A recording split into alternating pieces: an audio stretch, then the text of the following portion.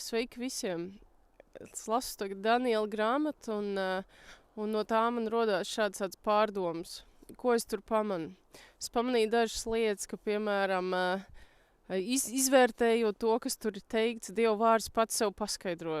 Tas ir viens. Par to, kad ir šie sapņi, ir līdzības, un tālāk tiek dot šis skaidrojums, un ir teikti vārdi, ir eņģeļi, ko viņi darīs, tur ir valsts nosaukumi, ko nozīmē rāgi, ko nozīmē šīs lietas, un vēsturnieki izpētīja to, un var saskaitīt gadus un laiks un konkrēts ķēniņus. Un šodien lasot, es pamanīju vēl vienu domu, ka Dievs, ka viņš runā savādāk nekā mēs. Tur ir runa par laikiem, par ķēniņiem, un ir kāds 100 gadus periods vai 50 gadi, un Dievs pasaka to visu vienā teikumā, un iespējams, ka mēs dzīvojam tajā laikā, vai dzīvoja kādi cilvēki. Un Dievs to redz kā vienu teikumu, ka paies šis laiks, un pēc tam notiks tas, un mēs šodien dzīvojam šeit, un mēs skatāmies uz savām lietām un savām problēmām, uz saviem bērniem, uz apkārtējiem, uz rēķiniem, uz krīzi valstī, kas pēc būtības paies pēc 3 mēnešiem, pēc mēneša ir karš, un viņš beidzās pēc 1 gada.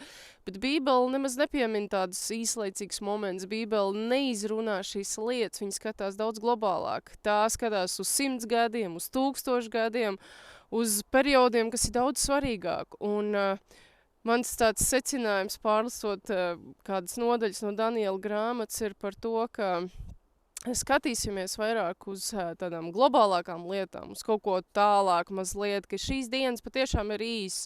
Un iespējams, ka šodien es nevaru ar pārliecību teikt, ka savos gados, ka man ātri paiet dienas vai ka ir viegli, bet es motivēju sevi un motivēju varbūt jūs iedrošinu skatīties uz tālāk, uz tām lietām, kā Dievs skatās, jo viņš raugās un ir daudz vieglāk. Daudz vieglāk dzīvot un iet cauri šiem garīgiem principiem.